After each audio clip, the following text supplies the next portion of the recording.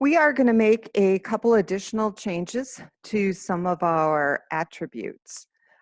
There is a way to combine your existing properties and create a new property. And we can do that right in the model.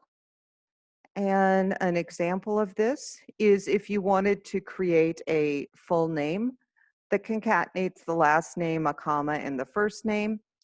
You can do that right in the model where you have the name. So we're going to be doing that. This is referred to as a get accessor method, and we will be adding that within a property. Then we also have the display attribute that we're going to be using. We've used this quite a bit in the past. And we'll be adding some minimum length and required attributes as well, which we've also used in the past.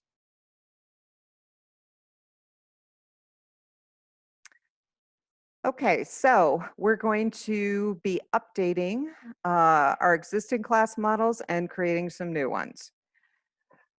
So for our student file, we will again be modifying what's in there. And you can see that we are going to be adding this full name.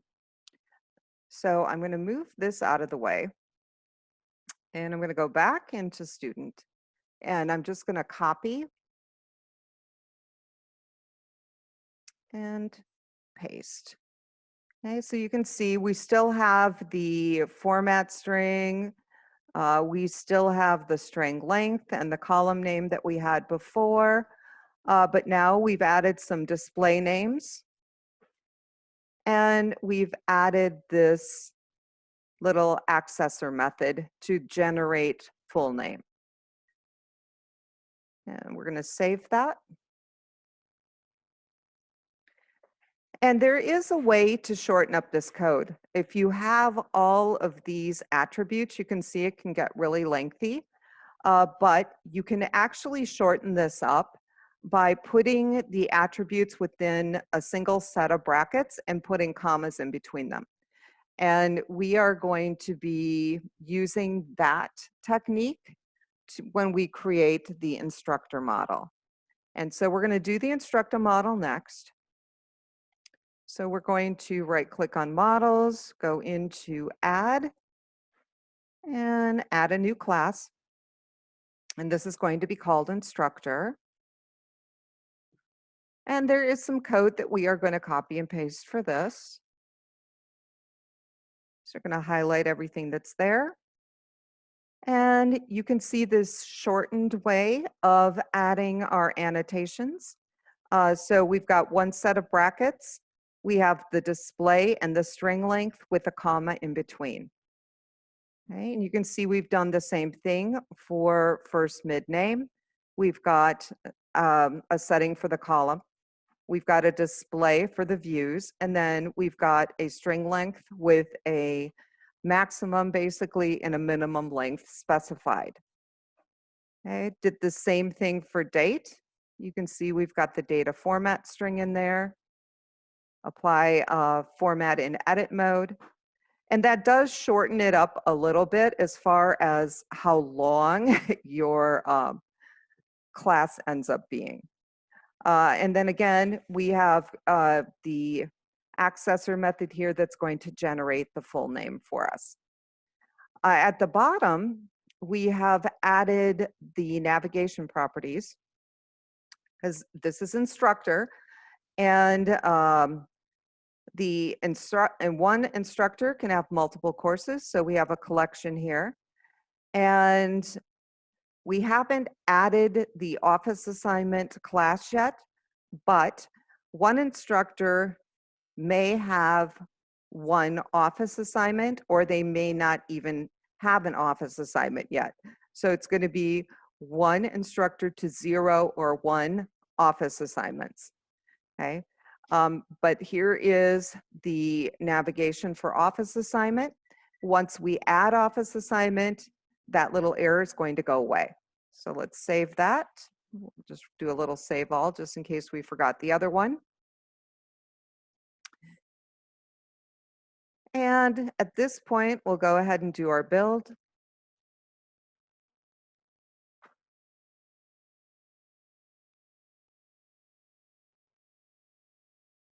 And it is flagging office assignment, which is fine because we're going to be adding that. So that is not going to be a problem. Let us go ahead and add it right now.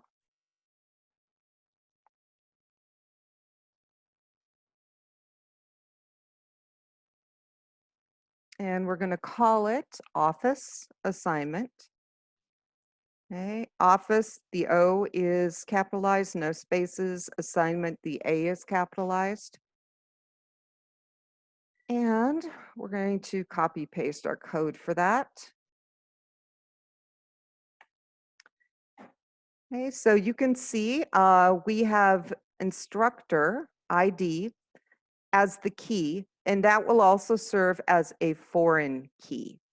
Okay, so we have identified it as the key and the foreign key to let Entity Framework know it's going to serve double duty.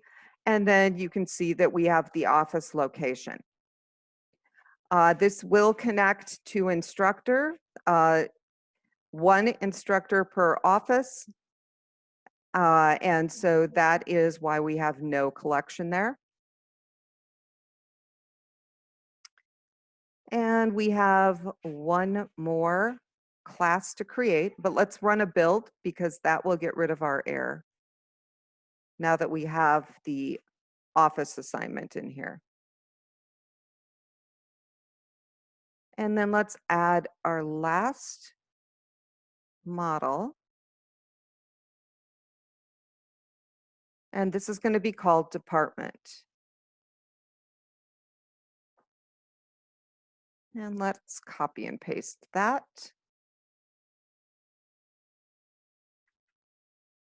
So you can see we have department ID, which is going to be our primary key.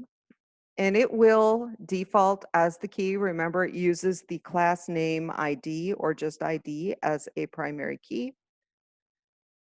Then we have the name of the department. We have the budget. And you'll notice that for the data type, we've specified currency. This is for formatting. For the column itself in the table, we are giving it a money type. Okay, so column affects the table, the data type affects the formatting. Okay, and then you can see that we've got public decimal budget. And then for the date, we also have a data type of date. We've set a display format, which will also be applied in edit mode. And then we've got a display name for all of the views. And then at the bottom, we've got the navigation properties. So one department can have many courses. So that's why courses is a collection. That's kind of the easy one. Then the business rule for the administrator is that the administrator must be an instructor, but a department does not have to have an administrator. Okay, so that is why instructor ID, we've made that nullable, which means it doesn't have to be filled in. But if it is filled in, okay, then the administrator must be an instructor. Okay, but they can have no administrator.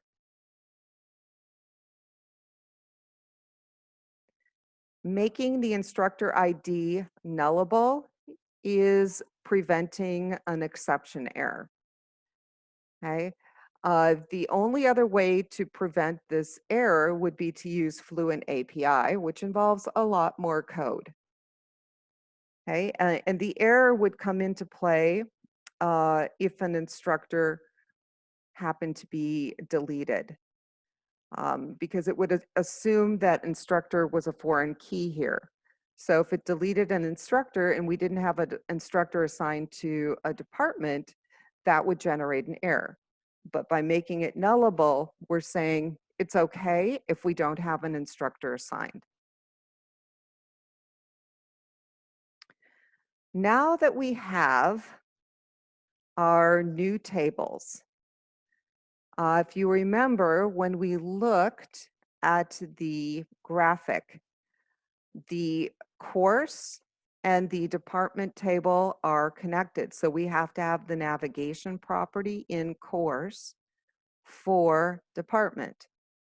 So we have to open up our course class, and we're going to be changing this to add that navigation property for department, but we're also going to add one for instructors, okay? Because one course can have multiple instructors. So we're going to just copy and paste here. And so before we just had enrollments, and now we've added department, because a course can only be in one department. So there is no collection here. But because a course can have multiple instructors, we are using collection.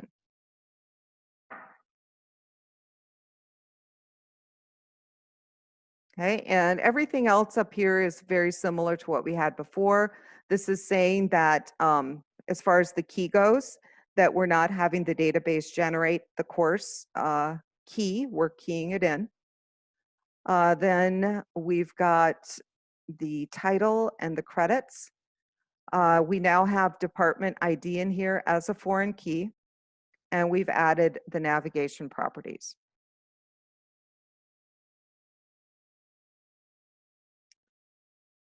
And we'll do a little save all. The other thing that we do need to adjust a little bit here is enrollment.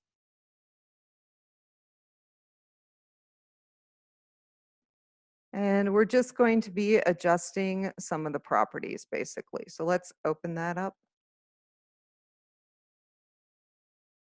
Yeah, we're going to remove some of the data annotations. So I'm just going to copy paste right over this.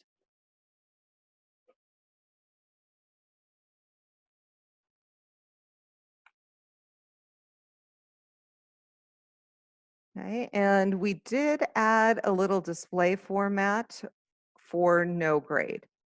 So if there's nothing entered, it's going to say no grade now instead of being blank. And then we kind of got rid of some of our other annotations, and we basically kept our navigation properties the way that they were.